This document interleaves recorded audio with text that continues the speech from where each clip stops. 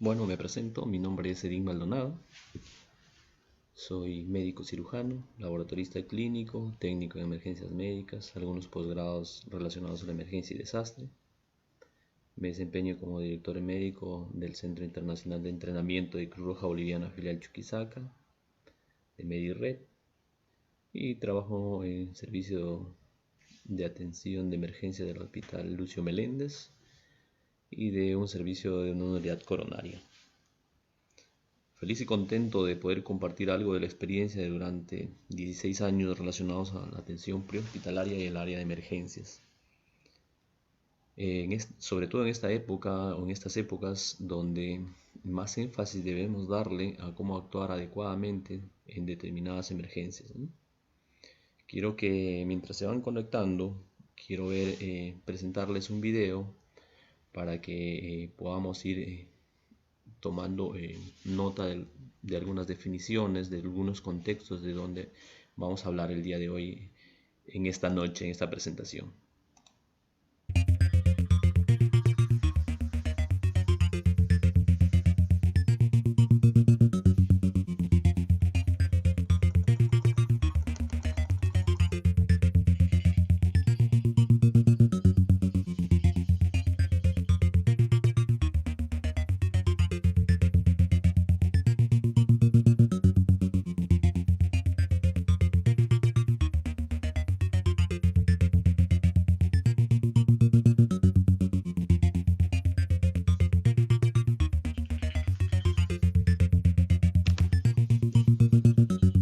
Los hospitales, especialmente en los países en desarrollo, ofrecen más que atención médica para los enfermos.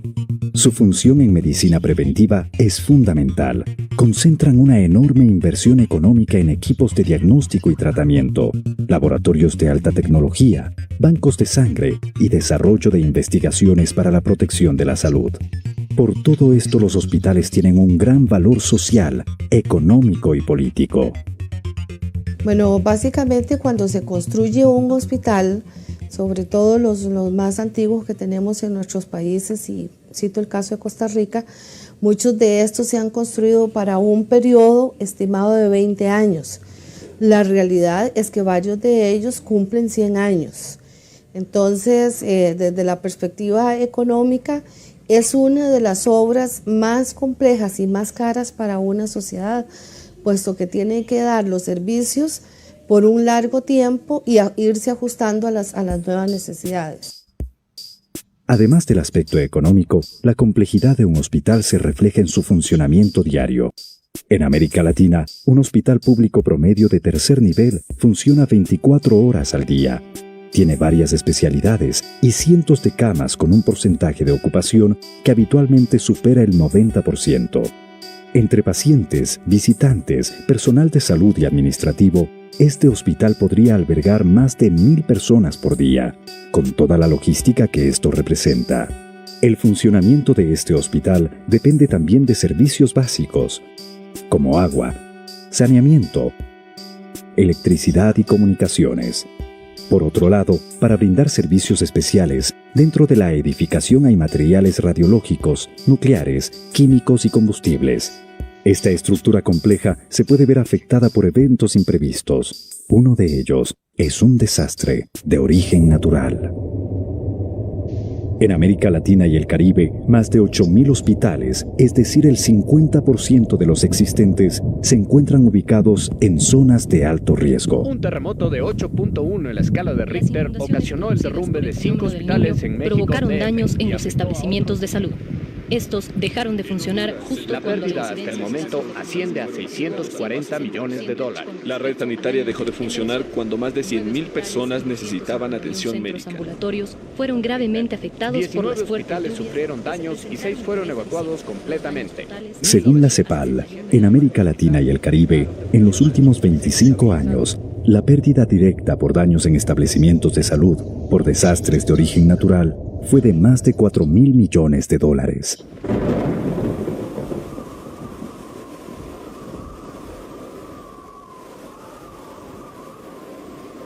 Cuando ocurre un desastre, la pérdida de un hospital afecta gravemente a las comunidades, mucho más en los países en desarrollo. El impacto a las personas hospitalizadas y a la población que no pudo recibir atención médica causa un sentimiento de frustración e inseguridad en la comunidad. Estos sentimientos trascienden al desastre y se convierten en ira y enojo, cuando la población exige a sus líderes políticos atención médica y recursos económicos. Recursos que en lugar de solventar necesidades primarias urgentes, tienen que invertirse en restablecer el funcionamiento de los servicios de salud afectados. Frente al riesgo a que se encuentran expuestos los establecimientos de salud, en enero de 2005, durante la Segunda Conferencia Mundial de Reducción de Desastres, desarrollada en Kobe, Japón, los Estados miembros de las Naciones Unidas acordaron impulsar el programa Hospitales Seguros frente a Desastres. ¿Qué es un hospital seguro? Un hospital seguro es un establecimiento de salud en el que los servicios permanecen accesibles y funcionando a su máxima capacidad y en su misma infraestructura, inmediatamente después de un fenómeno destructivo de origen natural. Esta continuidad en su operación asegura la protección de quienes se encuentran dentro del establecimiento, de la inversión y de la atención médica durante y después del desastre. Ya no es aceptable que las instituciones de salud detengan su trabajo después de un desastre o que su estructura colapse, causando daño o matando a sus ocupantes. Durante los años 80 y 90, varios programas piloto demostraron que se pueden construir en los países en desarrollo instituciones de salud resistentes a los desastres naturales. Tanto los países ricos como los pobres pueden aplicar medidas de mitigación de desastres en sus hospitales. Inclusive, aquellos con recursos económicos limitados pueden brindar a su población hospitales y servicios de salud resistentes a terremotos, huracanes y otros desastres naturales. Las autoridades de Latinoamérica y el Caribe deben tener la certeza de que con los conocimientos y recursos existentes en sus países es posible tener hospitales seguros. Esto es una necesidad social y económica. Construir un hospital con medidas de mitigación puede tener el mismo costo que construir uno vulnerable. Reforzar un hospital ya construido implica una inversión del 8 al 15% de su costo total, mientras que reconstruir ese mismo hospital después de un desastre puede significar más del 100% del total de su inversión. Pero, ¿cómo pueden alcanzar los países la meta de hospitales seguros? La voluntad política es lo primero. Las políticas y regulaciones sobre hospitales seguros frente a desastres que desarrollen los países servirán de base para preparar normas, códigos y procedimientos que facilitarán la implementación del programa en las edificaciones de salud. Construir y adelantar una política sobre hospital seguro en Colombia para un ministerio es un trabajo transversal, es un trabajo de equipo. Hay unas responsabilidades de orden nacional, del ministro, de áreas financieras, de la oficina de desastres de este ministerio, de las oficinas de infraestructura y las que tienen que ver con redes de servicio. Pero también es un trabajo regional y es un trabajo local. Hay también tareas para los gerentes, responsabilidades para los secretarios. La ejecución del programa Hospital Seguro debe orientarse a las nuevas inversiones en salud y a la reducción de la vulnerabilidad de los establecimientos ya existentes. Para reducir al mínimo la vulnerabilidad de las nuevas construcciones, se debe ubicar el edificio o ampliación en una zona segura, aplicar adecuados códigos de construcción, buscar la participación y asesoramiento de profesionales calificados y aplicar adecuadas especificaciones técnicas.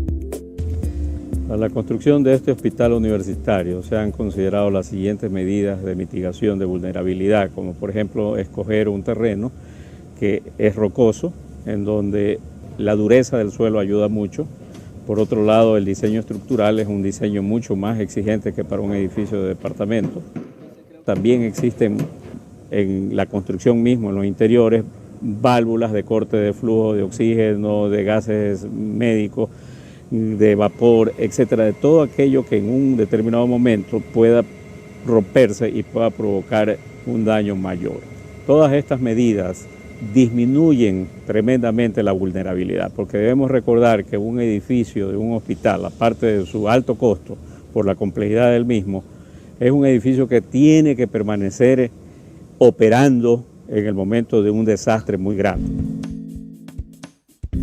En el caso de los establecimientos existentes, se requiere de un análisis de recursos y funcionalidad de la red de salud correspondiente, a fin de implementar medidas de mitigación en los establecimientos que resulten prioritarios.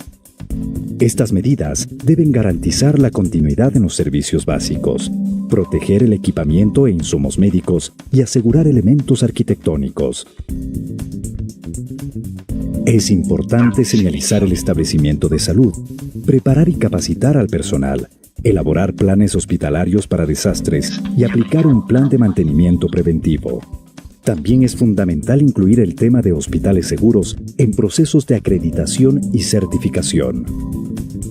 Varias naciones en América Latina y el Caribe han ejecutado con éxito medidas y programas de mitigación frente a desastres en sus instalaciones de salud. El Gobierno Nacional ha venido trabajando desde el Ministerio de la Protección Social en los proyectos que se necesitan para cada uno de los hospitales, sobre todo en lo que tiene que ver con los hospitales de nivel 2 y 3, más o menos el 81% en los nivel 3 y el 62% en el nivel 2. Y ya el 20% de estos hospitales han iniciado sus trabajos propiamente en el reforzamiento estructural para la sismoresistencia. Se han invertido en el año 2005 $1.400.000 dólares en el año 2005, en el año 2006 $4 millones que se van a invertir en las zonas de mayor vulnerabilidad. Esto yo creo que le da la posibilidad a que la comunidad se sienta mucho más segura, con unos hospitales mucho más seguros y de esa manera pues haya mucho mayor confiabilidad. México, Colombia, Costa Rica, El Salvador, Chile, Perú, entre otros países en la región, han podido percibir directamente los efectos de los desastres sobre sus instalaciones de salud y han demostrado posteriormente que es posible reducir esos daños mediante la inversión en medidas de mitigación. La acertada decisión de los países de invertir en el reforzamiento de sus hospitales permitirá que estos resistan a los nuevos e imprevistos embates de la naturaleza. Los establecimientos de salud son símbolos del progreso social y un requisito imprescindible para el desarrollo económico. Si no se reduce la vulnerabilidad de su infraestructura, el cumplimiento de los objetivos de desarrollo del milenio y de la Declaración de Hyogo seguirán siendo metas inalcanzables. Es una responsabilidad multisectorial y una obligación política y social básica garantizar que todas las nuevas inversiones en salud incorporen aspectos de prevención y mitigación frente a desastres y que los establecimientos existentes reduzcan su vulnerabilidad para continuar funcionando cuando más se los necesita. Para lograr tener un mundo más seguro, es imprescindible construir y disponer de hospitales más seguros.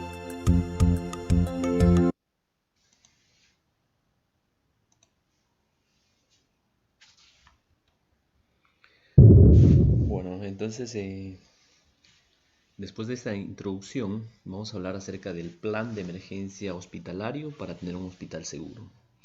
Como antecedentes teníamos, si bien el video lo decía, que la Comisión Económica para América Latina y el Caribe, CEPAL, reportó en el periodo de 1981 hasta 1996 un total de 93 hospitales destruidos y 538 unidades de salud, centros de salud, fueron dañados como consecuencia de los desastres de los eventos naturales. Se sabe además que en la región los fenómenos naturales de mayor frecuencia son de tipo meteorológico, hablamos de las lluvias. Después, seguido de ello, también hay geológicos, temblores, terremotos, sismos, ¿no?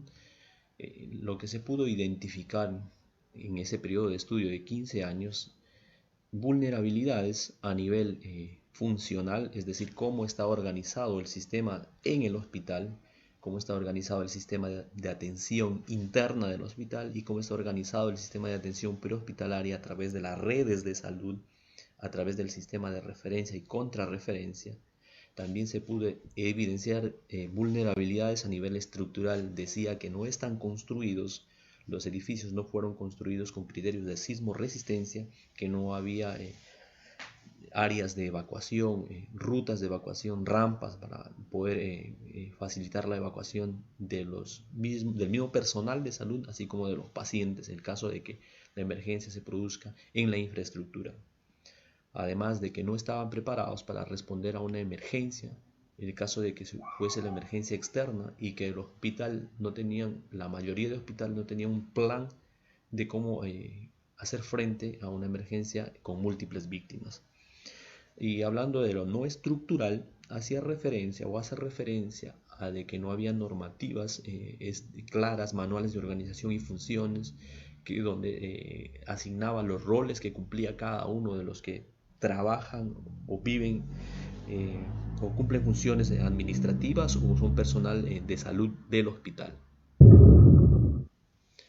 Como antecedente, tenemos que en el año 2005, en la Conferencia Mundial sobre la Reducción de Desastres en Kobe, Japón, donde hace referencia o insta a que cada uno de los países miembros de la Comisión Americana puedan realizar la planificación social y económica para prepararse en la reducción del riesgo de desastres en el sector salud.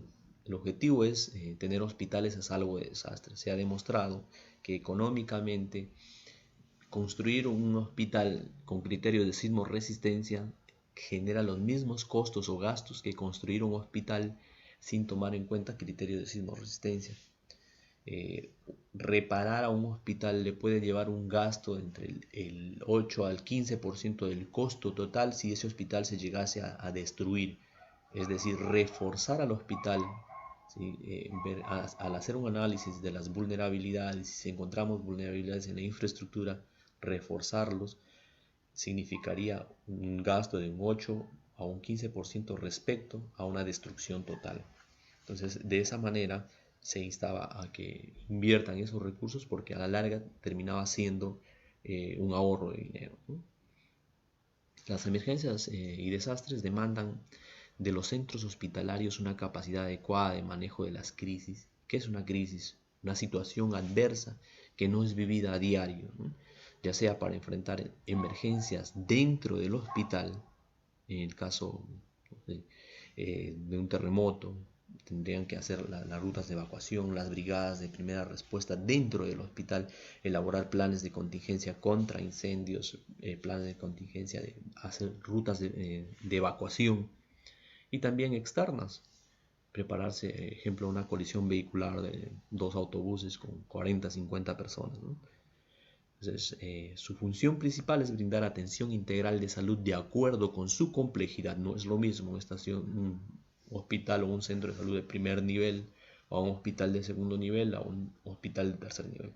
Entonces, el plan de emergencias tendría que estar en función del nivel de atención y para eso tendría que estar estructurado en una red o en un sistema de referencia o contrarreferencia. Los de más bajo nivel se encargarán de la estabilización y la referencia de acuerdo al nivel de complejidad del hospital que lo reciba, se enviará a la complejidad del paciente. Entonces, para eso las personas afectadas deben ser también partícipes del plan de emergencias a través de los representantes de la organización social de la ciudad, del municipio al que pertenecen.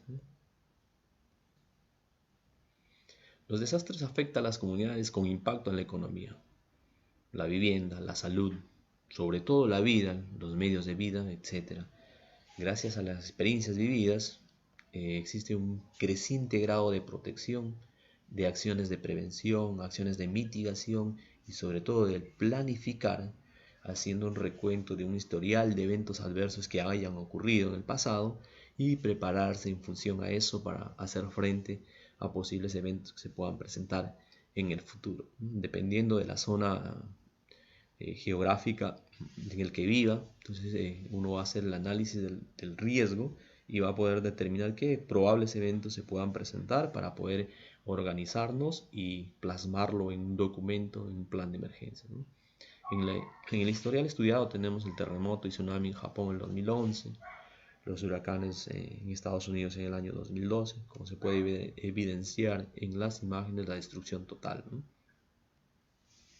El terremoto de Haití del 2010, donde hace referencia a 222.570 muertes y muchos desaparecidos. Entonces ahí se pudo evidenciar que ni los hospitales quedaron de pie, hubo mucha destrucción y bueno, en realidad las emergencias o el personal de salud debe seguir atendiendo y para eso debe existir un plan B. Solo en el 2012 Latinoamérica reportó 98 desastres.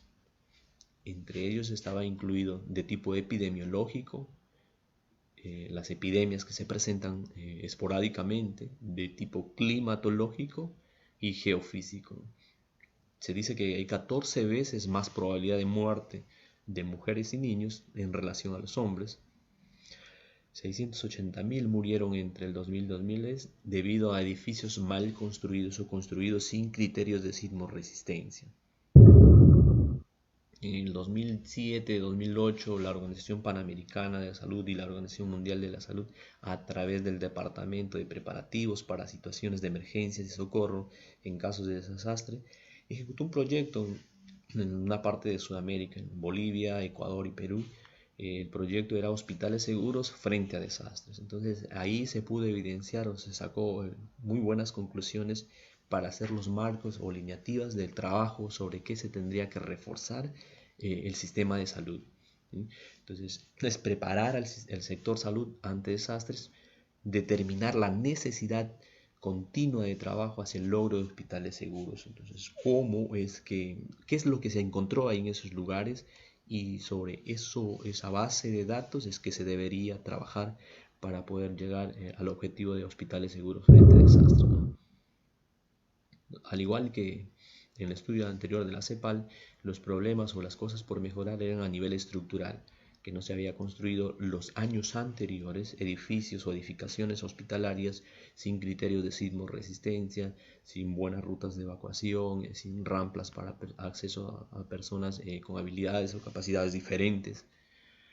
Los no estructurales, no había lineamientos claros, políticas públicas claras, normativas, reglamentaciones, manuales de organización y funciones claros, no había planes de emergencia que les asigne un rol a cada uno, qué es lo que van a hacer en determinado evento, cuál es la función que se cumple, si existe un terremoto, cómo debemos evacuarlo, hacia dónde es el área segura, dónde es la zona segura, dónde se conglomera la gente. Entonces no había ese tipo de documentos que le permita al director del hospital, a la gente que estaba en la ejecución o en la dirección de esos establecimientos, poder reestructurar, hacer un cambio, una reestructuración en la organización en el evento de la emergencia, ¿no? Y los otros problemas eran funcionales, es decir, que cuando ocurría un evento de gran magnitud había gente que no se quería acoplar a cumplir horas extras o a hacer otras actividades que no eran relacionadas a su especialidad. Había mucha resistencia. Yo tengo una determinada especialidad, así que no me compete ir a atender heridos, no me compete ir a atender la emergencia. Entonces, y no había un marco legal que los pueda respaldar.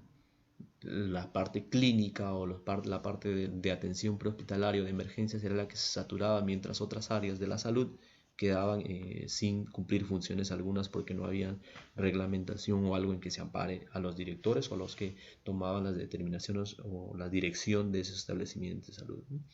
Entonces, como tarea quedaba la elaboración de herramientas técnicas de capacitación interactiva que permita abordar el tema de hospitales seguros desde los niveles técnicos hasta los niveles políticos. No solamente debe empaparse en la elaboración de un plan de emergencia el personal que está ahí en el hospital, el personal de salud, los administrativos, los directores, sino también los entes sociales, los principales representantes de la sociedad, la parte política, la policía, el ejército, los bomberos, los que cumplen roles auxiliares del Estado, bomberos, Cruz Roja y otros organismos de ayuda humanitaria internacional, para que cuando exista un evento cada uno sepa qué es lo que va a hacer y cómo van a poder ayudarse para dar una respuesta adecuada, ¿no? La Conferencia Mundial sobre Reducción de Riesgo de Desastres tiene dos objetivos bien marcados: hospitales que se construyen con criterios de sismorresistencia, que se refuercen los ya construidos, y que se elaboren planes de respuesta ante emergencias y desastres de acuerdo a lo identificado. Dentro de las prioridades era identificar y priorizar medidas a corto plazo conjuntamente con el equipo técnico y las autoridades locales pertinentes, implementar las acciones a corto plazo priorizadas, desarrollar talleres de capacitación dirigidos a los profesionales que formarán parte de los equipos de evaluación de seguridad hospitalaria. Entonces aquí también se identificó en uno de los problemas es de que no existe en determinados países o regiones profesionales directamente relacionados al área de seguridad e higiene, seguridad industrial, que tengan la especialización en el área de manejo de la emergencia hospitalaria, de los planes de evacuación de emergencia hospitalaria, de los planes de emergencias hospitalarios. Entonces vamos a hablar un poco antes de entrar de lleno al tema, vamos a hablar algo de terminología médica para poder o de terminología en gestión de riesgo para poder entrar a fondo a lo que es los planes de emergencia hospitalaria.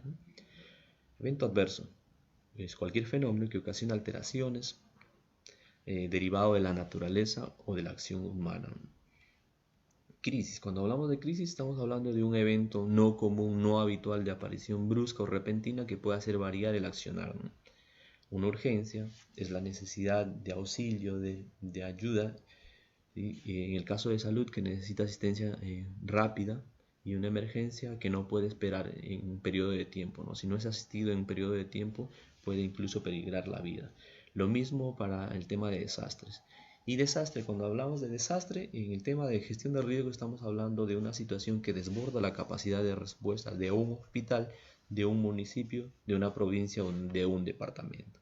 Entonces, una emergencia todavía tenemos la capacidad de poder hacer frente con los recursos propios que tengamos, pero cuando sobrepasa nuestras capacidades, entonces a esa situación nos llamamos desastre, nos declaramos en desastre. Prevención. Todas las acciones que nosotros vamos a realizar para eliminar, para disminuir el riesgo, evitando la presentación del suceso con eventos que vamos a lamentar, ¿no? La mitigación, todas las acciones que se pueden realizar para reducir los efectos generados por un evento adverso. Si bien cuando realizamos acciones de mitigación es porque no las podemos eliminar, pero al menos poder atenuar, bajar los efectos adversos que puedan ocasionar. Entonces, con toda esa terminología de gestión de riesgo, ¿qué es un plan de emergencia hospitalario? ¿Por qué debemos implementar un plan de emergencia hospitalario? El objetivo era tener hospitales seguros frente a desastres. Entonces, ¿qué es un plan de emergencia hospitalario? Es un documento, ¿sí? Un documento donde, ¿qué es lo que va a haber en ese documento? Tiene objetivos y el principal objetivo es tener un hospital seguro para una respuesta ante una emergencia o un desastre.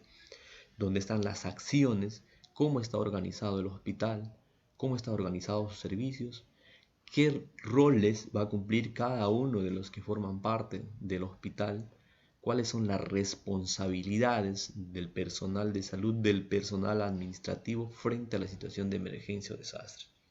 Entonces, este documento nos ayuda a controlar los efectos adversos, nos ayuda a atender los daños que se produzcan a la salud y lo que se pueda presentar. Entonces todo está normado, todo está escrito ahí y nadie va a poder sobrepasar los límites o capacidades, o no se van a invertir roles, o no se va a cambiar, no se va a usurpar, o no se va a dejar de hacer determinadas acciones.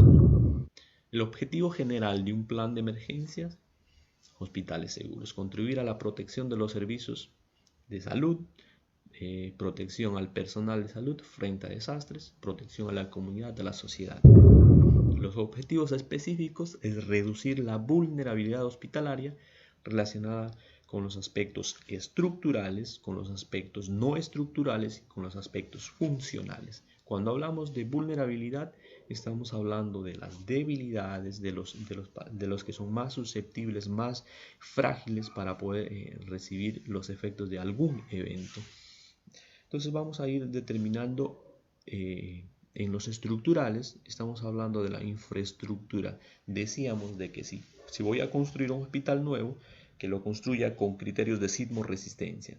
Si no tengo presupuesto para construir un hospital nuevo que lo debí construir en un lugar seguro, que no se inunde, que no sea el suelo que no sea propenso a derrumbes.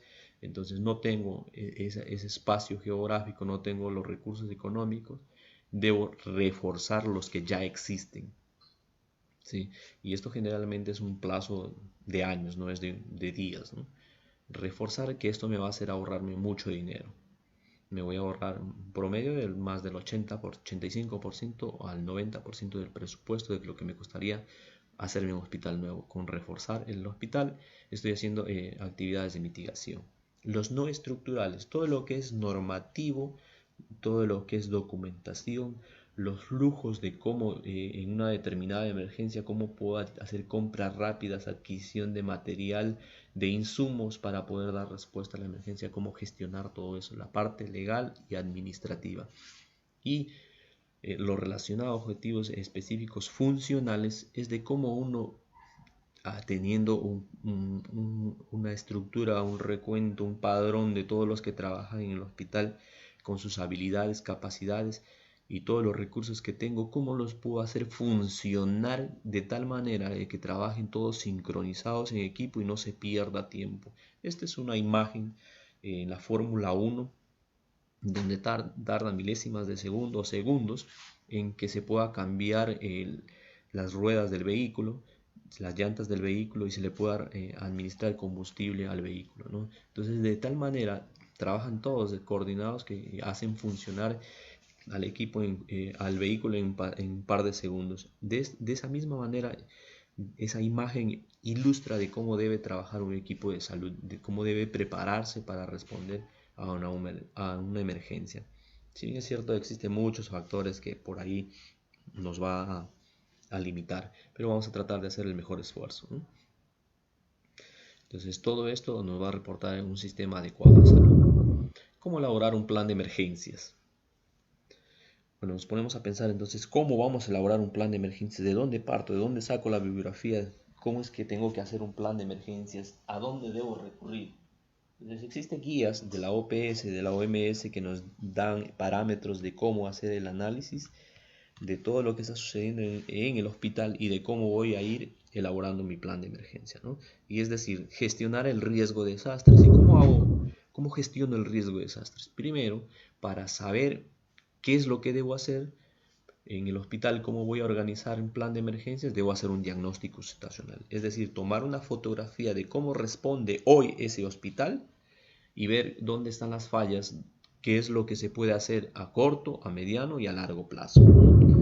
Entonces, primero, para diagnosticar o para hacer un diagnóstico situacional, debo calcular el riesgo. El riesgo, ¿y qué es el riesgo? El riesgo es la probabilidad de que ocurra algún evento adverso. Entonces, hago un diagnóstico situacional y voy a ver qué probabilidades tengo de que ocurra un determinado evento, y en función a ello, yo voy a preparar mi plan de contingencia para dar respuesta a ese evento adverso, ¿no? Entonces aquí vemos en la imagen, está midiendo el riesgo, y el riesgo me dice que va a ocurrir este evento, es muy probable que ocurra este evento, me va a hacer mucho daño, entonces me debo preparar para eso, ¿sí? Y existe una fórmula de calcular el riesgo. ¿Cómo calculo el riesgo? Es en base a las amenazas. ¿Qué son las amenazas? Las amenazas es un factor externo que está presente ahí, que me puede causar daño si es que yo soy vulnerable, ¿sí? ¿Y qué son las vulnerabilidades?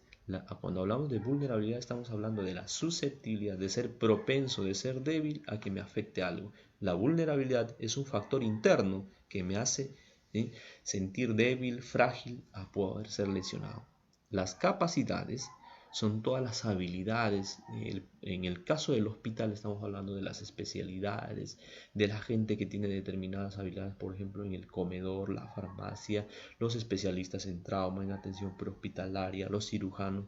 Todas las especialidades conllevan capacidades, ¿no? Y los recursos, ¿con qué cuento? ¿Qué es lo que hay en el hospital para hacer frente a una emergencia? ¿Sí? Hay dinero en las cajas del hospital que se puedan comprar insumos, hay insumos en la farmacia. Todo lo que nosotros tenemos son recursos para hacer frente. En función a ello vamos a calcular el riesgo. Las amenazas, factores externos, pueden ser de origen natural, humana o antrópica, o puede ser mixta, ¿no?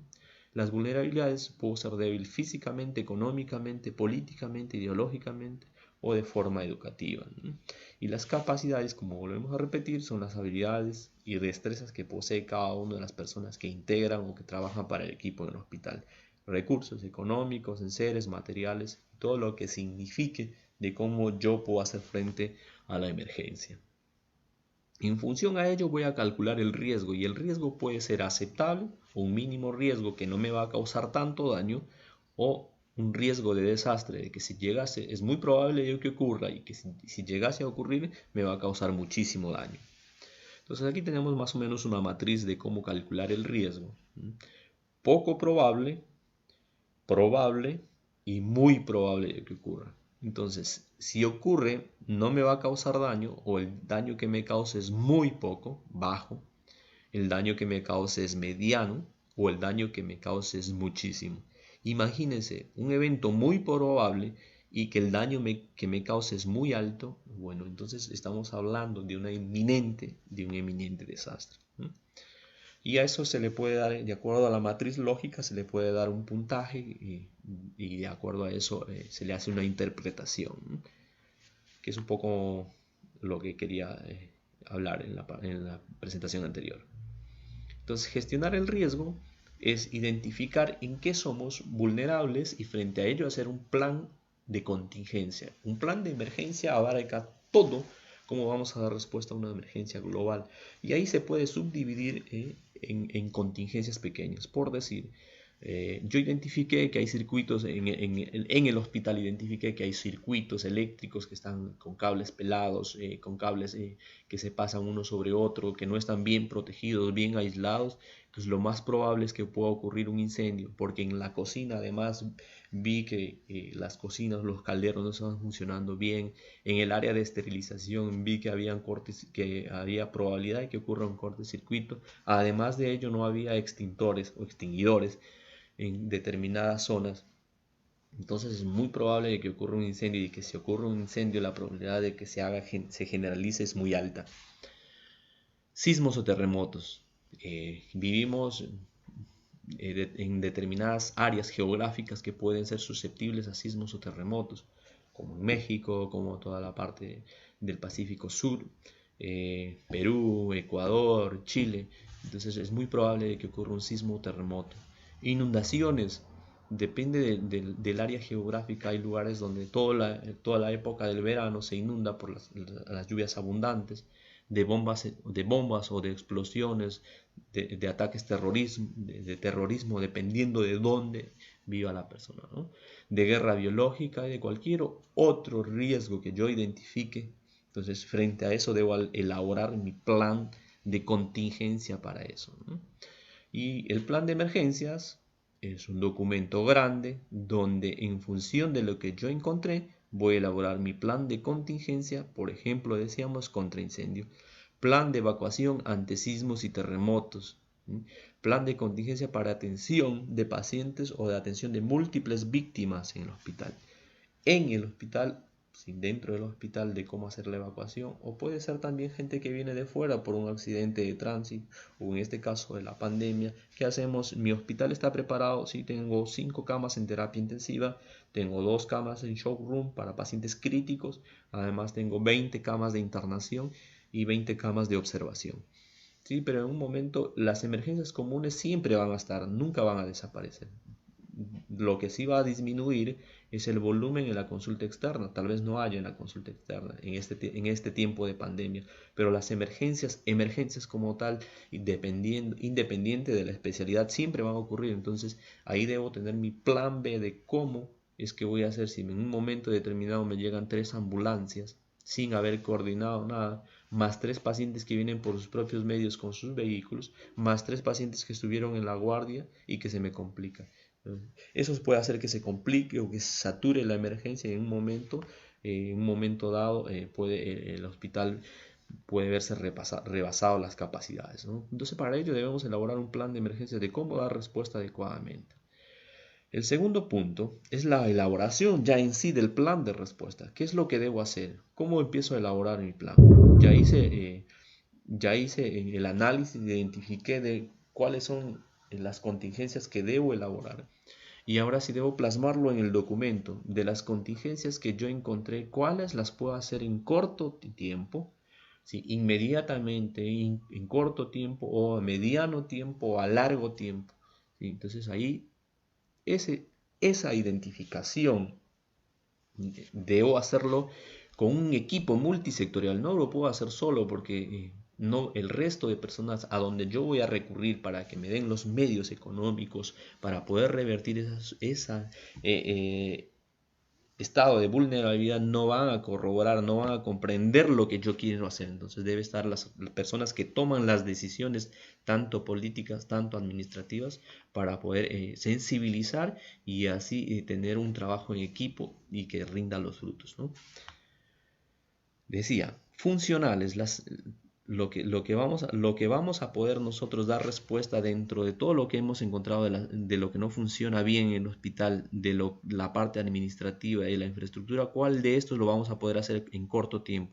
Solamente haciendo normativas y directrices y más elaborando un manual de organización y funciones, la parte funcional.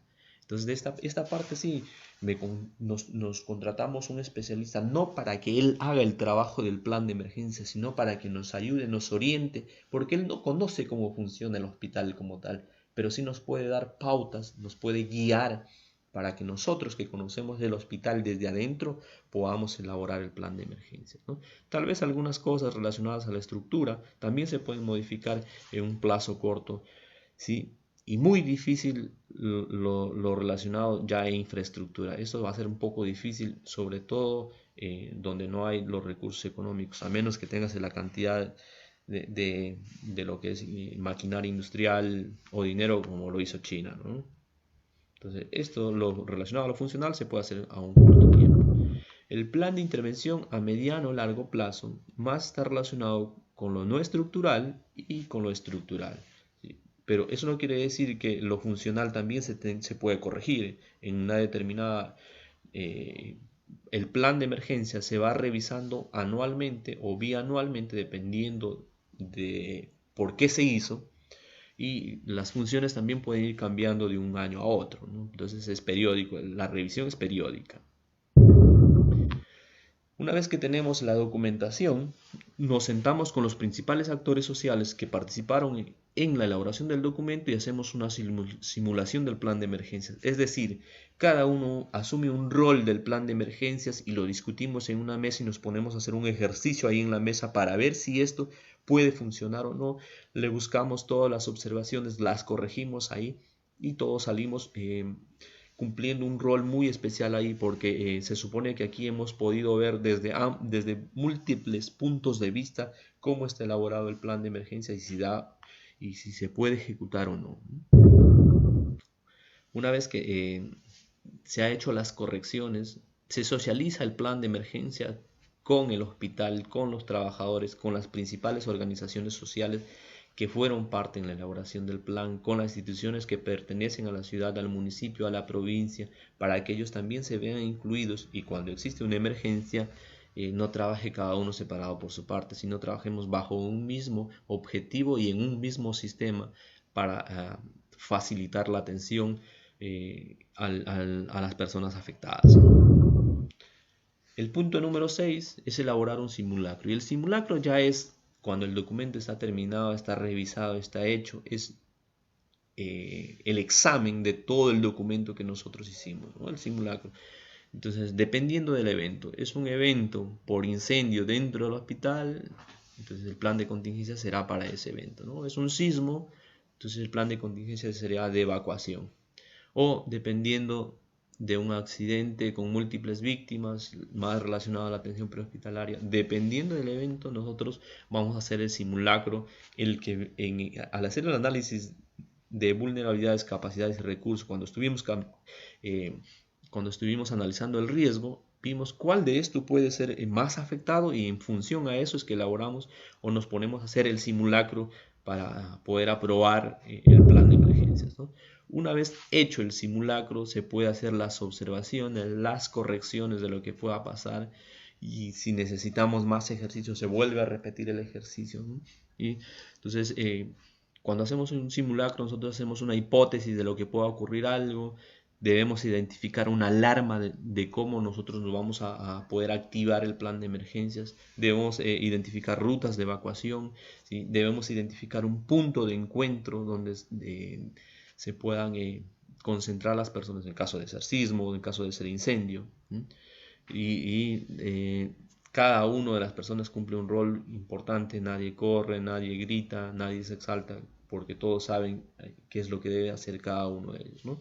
Y se evalúa el resultado. Una vez que se evalúa el resultado del simulacro, entonces se termina aprobando el simulacro o diciendo, mira, este simulacro no me convence, hay muchas falencias, hay que repetir o hay que reestructurar el manual de organización y funciones, o hay que reestructurar el plan de emergencias porque hemos seguido fallando en estas observaciones.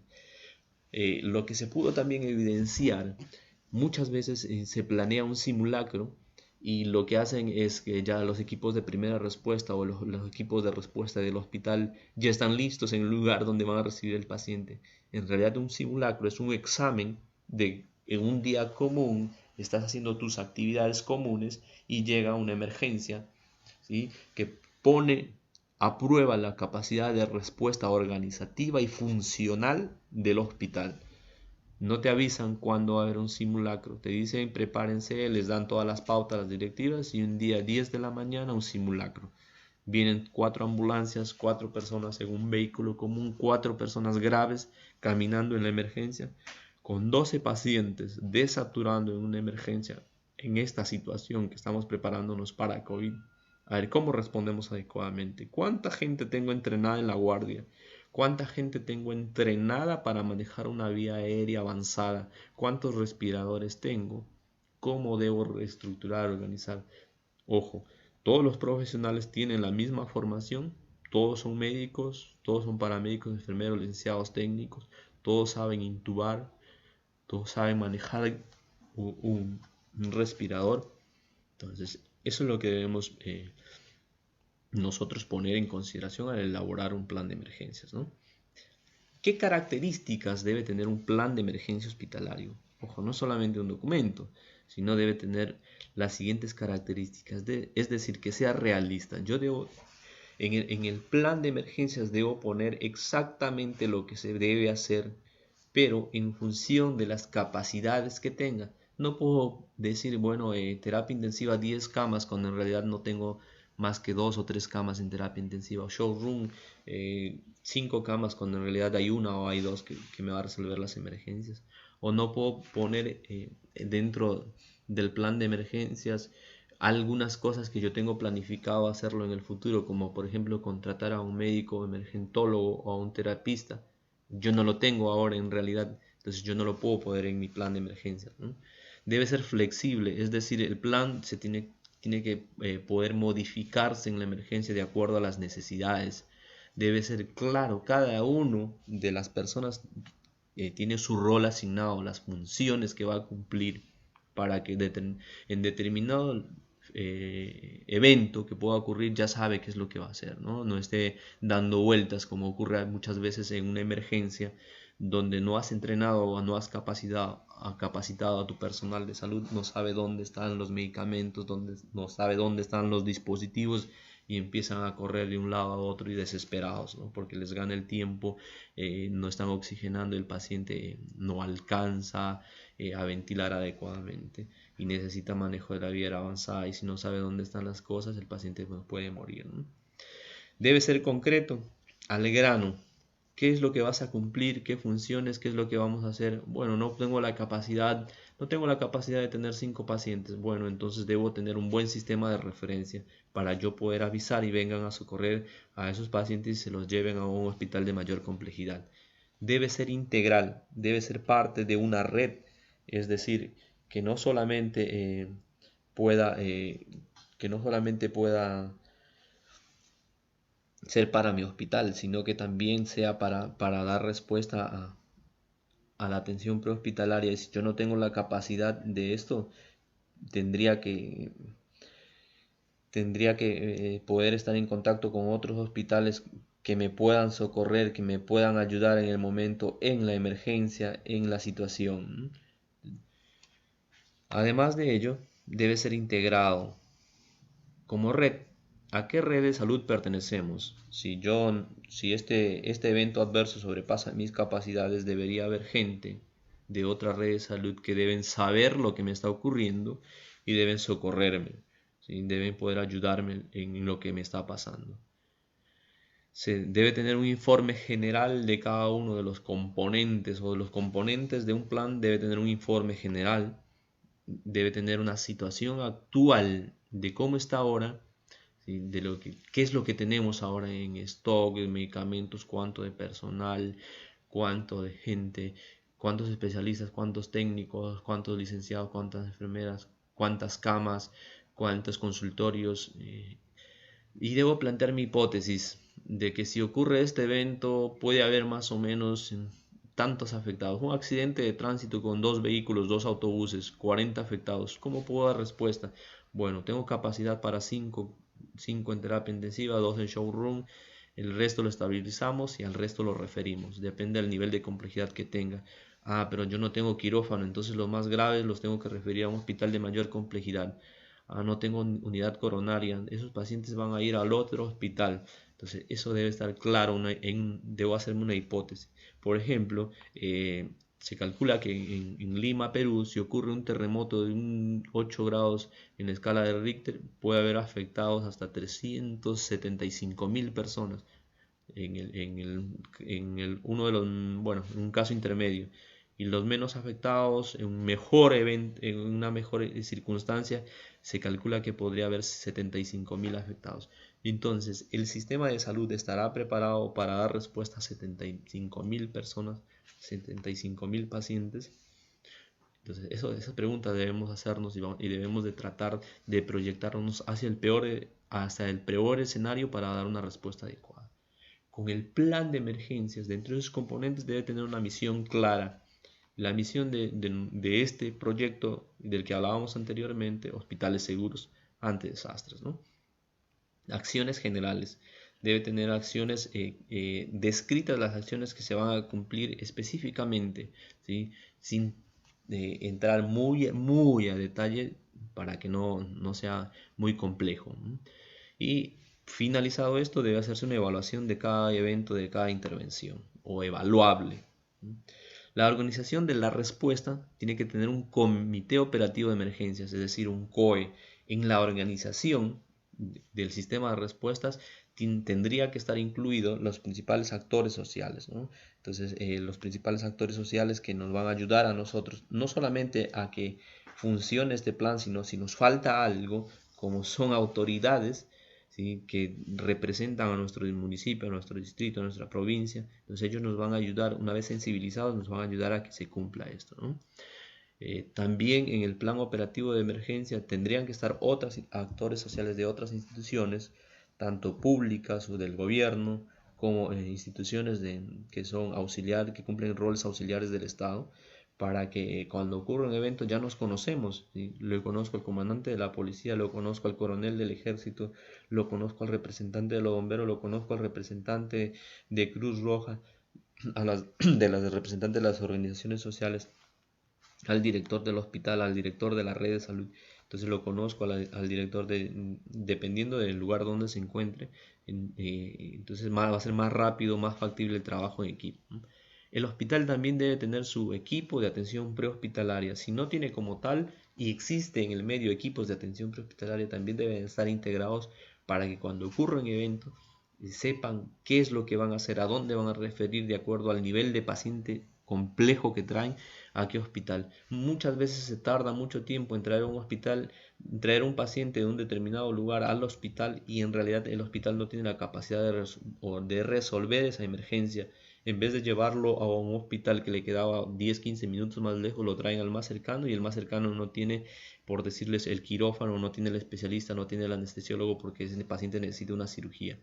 Entonces, eso es lo que se tiene que coordinar, eso tiene que estar bien claro en el plan de emergencia, ¿no? En el mismo hospital tendría que tener equipos de atención prehospitalaria. Imaginemos un evento a 2 cuadras del hospital. Si bien es cierto, por ahí no hay como tal gente que sobre en el hospital, pero sí debe haber ese equipo no es que va a salir a atender la emergencia, sino es que el que va a salir a hacer el triaje en la puerta del hospital para ver a qué determinado consultorio, lugar o área del hospital van a entrar, ¿no? Equipo de apoyo logístico administrativo. Y aquí iba un punto muy importante, que existen especialidades en épocas de emergencia que dicen, no, bueno, yo no soy el clínico de emergencia, yo no soy el médico de la guardia, yo no soy el médico emergentólogo, entonces a mí no me corresponde, yo hago solamente consulta externa, yo soy especialista de otro área. Entonces cuando ocurre una emergencia, el plan de emergencia debe estar escrito ahí, que las especialidades que no intervienen directamente van a ser apoyo, ¿sí? Van a ser apoyo de las que intervienen directamente. Ejemplo, pongámonos ahora en la situación del COVID, ¿sí? Entonces hay determinadas especialidades, no, yo soy dermatólogo, yo no atiendo pacientes COVID. Bueno, pero usted es médico y como médico tiene la formación clínica básica, entonces usted se va a ir de apoyo de un médico especialista de clínica médica o de un emergentólogo, va a ir a apoyarlo en la atención de los pacientes, a asistirlo en lo que necesite el doctor. Eso no quiere decir que usted se va a escapar de la emergencia. Brigadas operativas. Esto sobre todo cuando la emergencia es intrahospitalaria. Imaginemos un incendio, entonces debe haber también en la guardia, en el hospital, una brigada interna, una brigada contra incendios, una brigada de evacuación y salvamento, una brigada de primeros auxilios o primera respuesta. Deben haber brigadas dentro del hospital que nos van a ayudar a socorrer la emergencia, ¿no? Hasta que venga una brigada contra incendios, nos puede ayudar a apagar el fuego o hacer una evacuación adecuada hasta que vengan los bomberos, ¿no? Y ahí podemos incluir algunos otras circunstancias que nos pueda faltar en la organización de la respuesta, ¿no? Decíamos que el COE, el Centro Operativo, el Comité Operativo de Emergencias, tiene varias ramas. Sí, lo constituye en la parte médica, administrativa del hospital, hace que toda la gente que trabaja en salud, la gente de la parte administrativa, la gente de comunicaciones del hospital y de los organismos internacionales o los organismos de ayuda, de apoyo, de ayuda que se encuentren en la ciudad, ¿no? La activación del plan. ¿Cómo se activa un plan de emergencias? ¿Quién notifica el evento? El evento puede ser notificado por cualquier persona, cualquier ciudadano común o por cualquier autoridad que notifique el evento. Entonces a ello debemos corroborar que ese evento sea cierto, que esa emergencia es verdadera y la autoridad en el momento en el hospital, la máxima autoridad en el momento en el hospital declarará o dará una declaratoria de alerta, de alarma de que si esto es cierto y que se prepare el hospital para dar respuesta a esa emergencia, ¿no? Entonces debemos clasificarlo. El desastre es externo, la emergencia es externa, el desastre es externo, la emergencia es interna, el desastre es interno. ¿Ha ocurrido la emergencia dentro del hospital o la emergencia ha ocurrido fuera del hospital? Debe haber una cadena de llamadas, es decir, desde el que reporta el incidente, el que devuelve la llamada para corroborar el incidente, el que activa el sistema de emergencia, el que se comunica con el resto. Señores, hemos recibido esta notificación, queremos que se corrobore mientras ya vamos activando el plan de emergencias, ¿no? Y cualquier otra situación que pueda incluirse en la activación del plan de emergencias, como por ejemplo los sistemas por el cual se va a notificar la alarma o la alerta, ¿no? El equipo de trabajo debe tener responsabilidades, como por ejemplo, un equipo de trabajo está constituido por 10, por 15, por 20, dependiendo del grupo en el hospital, ¿sí? Y a eso nosotros le vamos a poner equipo alfa, el nombre, el denominativo. El equipo alfa tiene este objetivo, va a cumplir este objetivo, que es el de hacer triaje. Su función es netamente separar los pacientes, clasificarlos de acuerdo al sistema STAR o cualquier otro sistema que ustedes puedan emplear, ¿sí? Esas van a ser sus funciones. El líder o jefe del equipo va a ser, no sé, por orden de jerarquía. Pero todos tenemos el mismo grado, todos somos los enfermeros. Bueno, el enfermero que es el mayor de edad, para que nadie se pelee. Entonces vamos a buscar quién es el mayor, el más mayor. Bueno, usted es el jefe. Entonces, ¿quiénes lo constituyen? Somos 5. Bueno, el nombre completo, ¿sí? Y el número la dirección del domicilio, el número de celular. ¿En qué áreas trabajan? Bueno, yo trabajo en tal área, en tal área. Bueno, este es el equipo, lo encontramos en tal día, en tal lugar. Estos son sus teléfonos, por ahí se pierden. ¿Y qué recursos disponibles le van a asignar a este equipo de trabajo?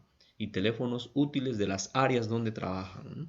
Entonces, el equipo de trabajo tiene sus responsabilidades, tiene un nombre, un objetivo, saben cuáles son sus funciones, quién es el líder, a quién hay que reportarle para que organice su equipo, cuántos se integran, quiénes son, dónde trabajan, qué recursos disponibles cuentan y los teléfonos de la área donde están desenvolviendo sus funciones. Por ejemplo, aquí, el equipo, no sé, le ponemos un nombre, equipo alfa. El objetivo, cuáles son sus funciones, los teléfonos. Responsables, ¿quién es el responsable? Juan, Carlos o el que tenga el nombre que ustedes puedan integrar. ¿Quiénes están, cuántas personas integran este equipo? Carlos, Vázquez, los nombres, todos los nombres. ¿En qué área de trabajo? ¿Con qué recursos cuenta? Y podemos ahí agregar algunas observaciones, ¿no? Es muy importante cuando nosotros hablamos de un plan de emergencia, de que exista coordinación interinstitucional entre otras instituciones, el Ministerio de Salud, las secretarías, las áreas administrativas o áreas ministeriales, las organizaciones no gubernamentales o gubernamentales, la sociedad, no gubernamentales, gubernamentales, la sociedad, los principales actores de la sociedad y los organismos de ayuda o socorro. Entonces todos deben cumplir un rol en el plan de emergencias. El plan de emergencias, ojo, no solamente es para un grupito del hospital, es para todo el hospital y para los agentes externos que también son ramas del hospital. Nos pasa a menudo, cuando tenemos que derivar una emergencia, pedimos a través del sistema de referencias de pacientes que nos digan a dónde podemos llevar el paciente. Llegamos al hospital, no tenían ni idea de que va a llegar el paciente y menos en las condiciones que llegan. Entonces muchas veces perdemos tiempo y el paciente se complica el estado de salud, incluso llegando a fallecer. Para eso imagínense con un solo paciente y con un evento adverso de gran magnitud, entonces todos debemos hablar el mismo idioma y bailar al mismo ritmo. La coordinación interinstitucional nos va a servir para que podamos hacer un sistema de referencia y contrarreferencia adecuada. El evento ha ocurrido en un determinado lugar, se activa la emergencia, entonces vamos a enviar las ambulancias que correspondan y se hace un triaje, una selección de pacientes. Los pacientes, de acuerdo al sistema STAR o de acuerdo al sistema que puedan emplear, por ejemplo, les decía el STAR, o de acuerdo a la magnitud de pacientes que tengan, al nivel de complejidad de los hospitales más cercanos, más lejanos. Entonces se hace un triaje, una selección de pacientes, el sistema de atención prehospitalaria los clasifica y determina: este paciente va a ir al hospital Ramos Mejía, este paciente va a ir al hospital Santa Bárbara, este paciente va a depender de las personas que hacen el triaje, de la cantidad de vehículos que tengan, de los hospitales más cercanos, ¿no? Por último, ¿quién hace la declaración de fin de la emergencia? Lo hacen las principales autoridades. En el caso de una pandemia, de una epidemia, lo hace la Organización Mundial de la Salud, la Organización Panamericana de la Salud, lo hace el Ministerio de Salud, y ahí va bajando de acuerdo al país que se encuentre, va a haber jerarquías, ¿no? Entonces, en caso de epidemias, lo va a hacer la OPS, la OMS, y de ahí va bajando al Ministerio de Salud, del gobierno de la ciudad, en el caso de los departamentos, en direcciones departamentales de salud, direcciones municipales de salud, o como se denomine en cada uno de los países, ¿no? Y en anexos, ¿qué es lo que se puede agregar? Un directorio actualizado del personal.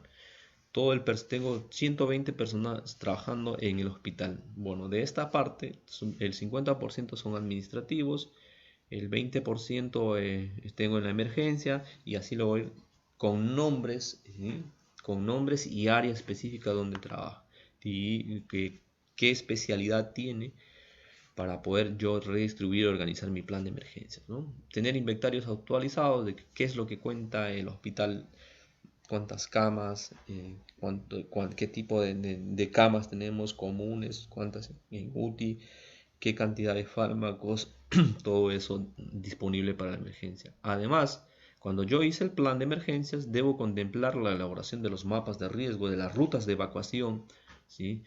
De los planos de evacuación, las rutas, las señaléticas de acuerdo a normas estándares. Y debo contemplar en ello también la alimentación y nutrición del personal que va a responder la emergencia. Entonces, un plan de emergencia hospitalario con el objetivo de tener un hospital seguro, hacer la gestión hospitalaria para desastres. Las instalaciones de salud juegan un rol significativo en la respuesta asistencial ante un desastre. Para que podamos ganar la partida o el partido, debemos tener una estrategia, como el partido de soccer o fútbol. ¿Sí? Vamos a plantear esta siguiente estrategia en el partido y vamos a ver si por ahí tenemos la opción de ganar, las probabilidades de ganar, ¿no? Tiene una función particular, la de preservar la vida, ¿no? La salud debe continuar con el tratamiento de los pacientes hospitalizados y además deben garantizar la atención de las personas que resulten lesionadas por los eventos adversos. Un hospital nunca para, ¿sí? Por más que sea afectado, si bien hacemos la evacuación y la atención de salud de los pacientes internados como de la emergencia continúa, ¿no? El talento humano del hospital debe contar con el conocimiento y el entrenamiento mínimo para responder de manera eficiente y eficaz ante una situación adversa, ante una emergencia. Entonces, la estrategia que nosotros empleemos va a determinar mucho en que el plan sea exitoso. Un ordenamiento sistemático y una fácil movilización de personal, de equipos, de suministros dentro de un ambiente seguro. Las deficiencias en cualquiera de los elementos de la gestión hospitalaria podrían inducir a una crisis en la institución y eso significaría en actuar mal y en verse repercutido en más heridos, complicaciones físicas, psicológicas, más enfermos e incluso llegar a la muerte. La preparación y la respuesta de un hospital a situaciones de emergencia y desastre deben estar integradas a las de otros sectores y de otras organizaciones. Un plan de emergencias hospitalario debe formar parte de un plan de emergencias en la ciudad, en el municipio y debe formar parte del plan de emergencias nacional, de una directriz nacional de que pueda estar todo integrado, debe ser un parte de un todo, ¿no? En la emergencia existen efectos, ¿sí?, ante los desastres en la salud, reacciones sociales positivas. Hay gente que dice que los aplaude, como en el tema del COVID, que salen a las 7, 8 o 9 de la noche, los aplauden un rato, pero también va a haber incremento de enfermedades transmisibles, ¿sí?, porque se está descuidando, se abocan solamente a la emergencia como tal y se descuida otras cosas, ¿no?, como la epidemia del dengue u otras enfermedades. Pero también va a haber impacto en la salud mental. La gente se afecta por el encierro en el caso del COVID, por el encierro, por el no trabajar, la preocupación, las deudas, los gastos, no tienen de dónde poder subsistir, ¿no? El desequilibrio entre la oferta y la demanda. Hay mucha oferta de trabajo para el área de salud, ¿sí?, y hay poco personal de salud. En cambio, para la gente común que trabaja en otras áreas no hay trabajo, ¿sí? Hay mucha mano de obra disponible, pero no hay trabajo. Entonces eso también va a afectar, ¿no? Y la mortalidad se afecta tanto en este caso por la pandemia, como también por el descuido de las otras enfermedades, ¿no? La morbilidad aumenta. Debemos identificar grupos prioritarios de atención, como en este caso del COVID, los grupos prioritarios, los que tienen factores de riesgo, ¿sí?, los que se encuentran estipulados dentro de los factores de riesgo, ¿no? Bueno, les comento que si ustedes quieren elaborar un plan de emergencias, existe información e instituciones que puedan ayudarlos a elaborar un plan de emergencia, incluso sus servidores pueden ayudar, colaborar en lo que se pueda. Existe, por ejemplo, la Oficina para la Coordinación de Asuntos Humanitarios de OCHA, la Organización Panamericana de la Salud, el Programa de Naciones Unidas para el Desarrollo, el PNUD, ¿sí?, el Programa Mundial de Alimentos, el Alto Comisionado de Naciones Unidas para Refugiados, el ACNUR, el Fondo de Naciones Unidas para la Infancia, UNICEF, la Organización de Naciones Unidas para la Agricultura y la Alimentación, la FAO, la Comisión Económica de Naciones Unidas para América Latina y el Caribe, la CEPAL, la Organización Andina de Salud, el Convenio Hipólito Unanue, ORASH o CONU, la Oficina de Asistencia para Desastres de Estados Unidos a través de USAID, la Comisión Europea, y así hay una infinidad de instituciones que pueden ayudar a que se pueda elaborar un plan de emergencia hospitalario. Bueno, esa ha sido la ponencia acerca del plan de emergencia hospitalario, acerca de las generalidades, de cómo debe estructurarse. Ojo, no es una plantilla de copia y pega un plan de emergencia hospitalario, es la identificación de las principales amenazas que ocurren ahí en la institución, y sobre ello es que se va a trabajar. No sirve copiar un plan de emergencia a un hospital en una determinada ciudad, en un determinado país, porque no se va a adaptar al contexto. Tal vez les puede servir de guía, ¿sí?, pero no es copiar y pegar, sino en el mismo hospital hacer un análisis de la situación y poder determinar cuáles son las probabilidades de que ocurra un evento adverso y cómo hacerlo frente con la gente que yo tengo. Por ahí en otro hospital tiene su plan de emergencia bien bonito, tiene dentro del personal que asiste a la emergencia 20 personas, pero en mi hospital solamente tengo 4. Entonces mi plan de emergencia debe estar determinado por la capacidad de respuesta que yo tenga. Un placer haber compartido con ustedes plan de emergencia hospitalario. Su servidor, hasta otra oportunidad. Gracias.